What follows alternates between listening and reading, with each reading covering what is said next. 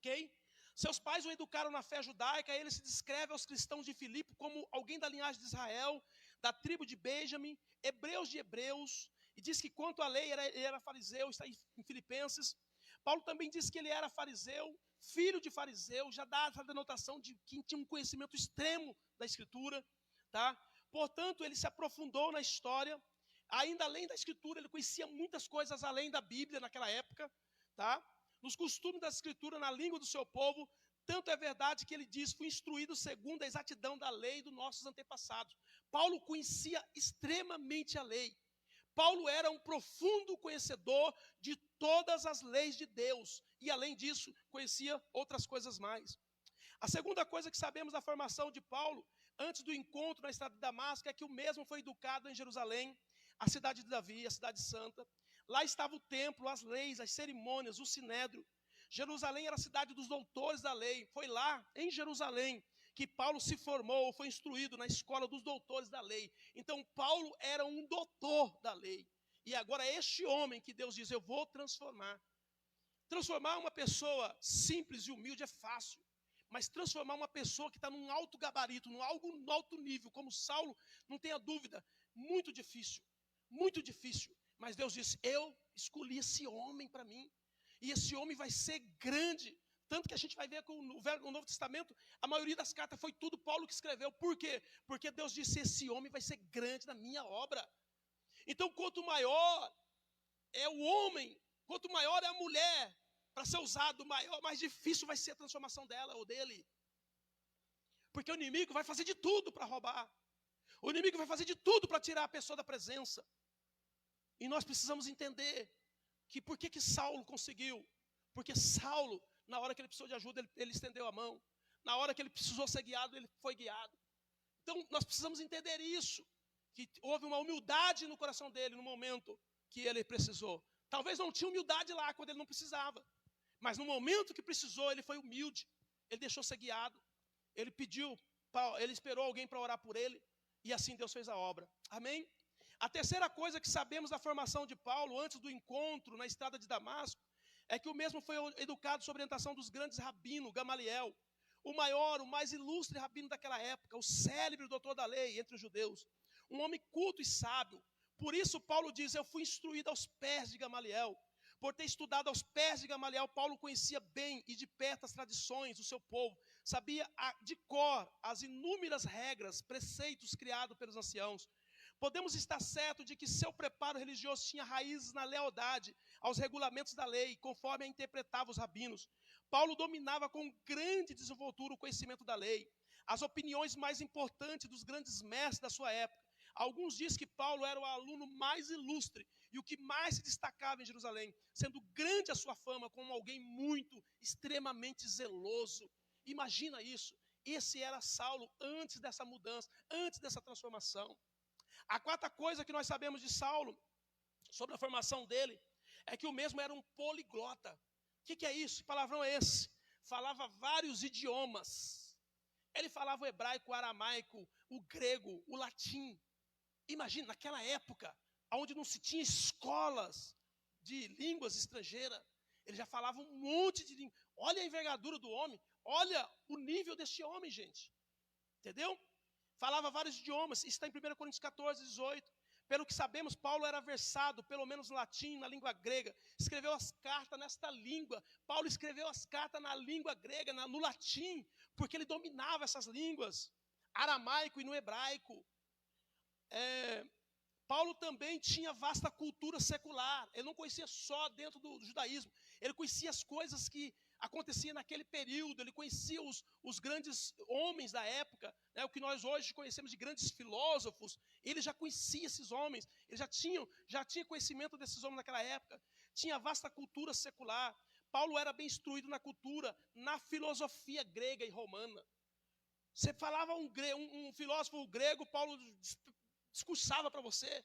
Ele falou isso, em tempo tal, e ele saía discursando, porque ele tinha uma habilidade, ele tinha um conhecimento fora do comum sobre esses homens, sobre o que esses homens falaram, o que eles instruíram, entendeu? Paulo era um erudito, um homem de muitas letras, estava familiarizado com o conhecimento mais refinado da sua época. Portanto, Paulo era um cidadão culto e de alto nível. Paulo não era qualquer pessoa. Paulo era um homem grande.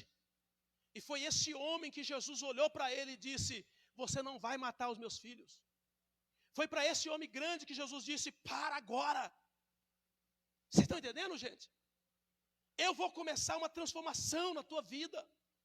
Eu vou começar algo grande na tua vida. Talvez você esteja aqui hoje e está dizendo: pastor, mas eu nem imagino um dia ser igual a esse homem.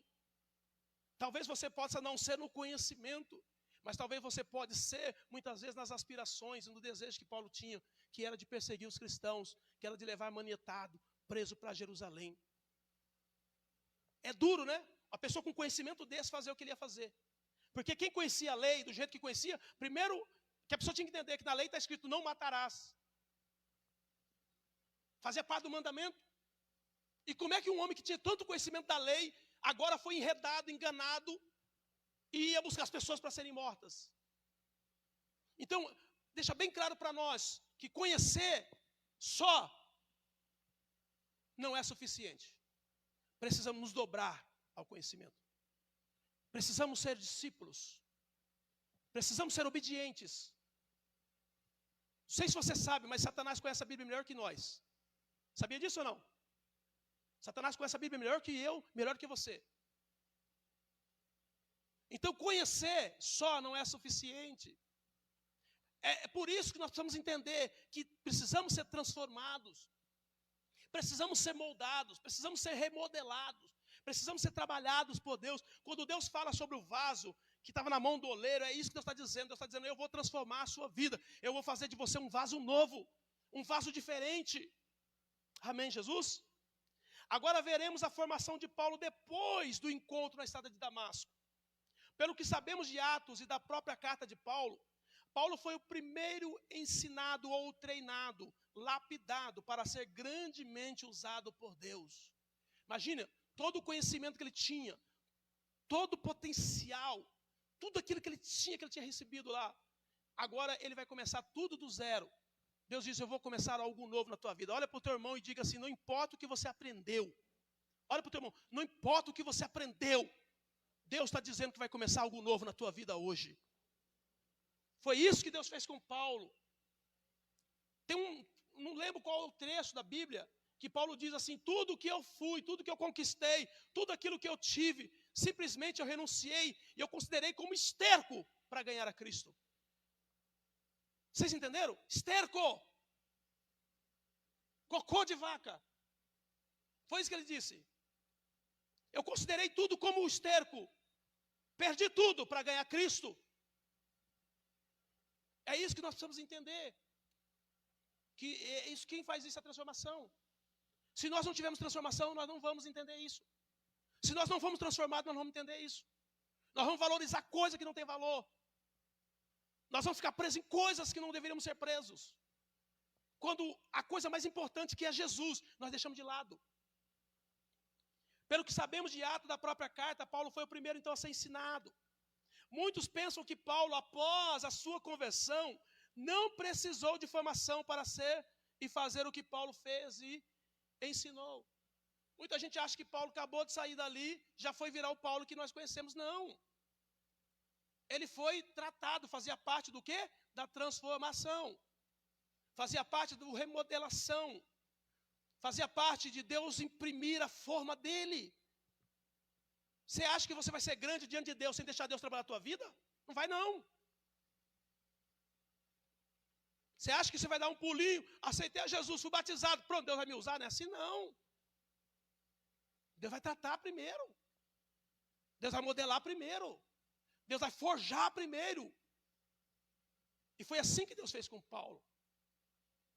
Paulo foi tratado por Deus. A conversão de Paulo até a sua primeira viagem missionária levou cerca de 14 anos. Diga comigo, 14 anos.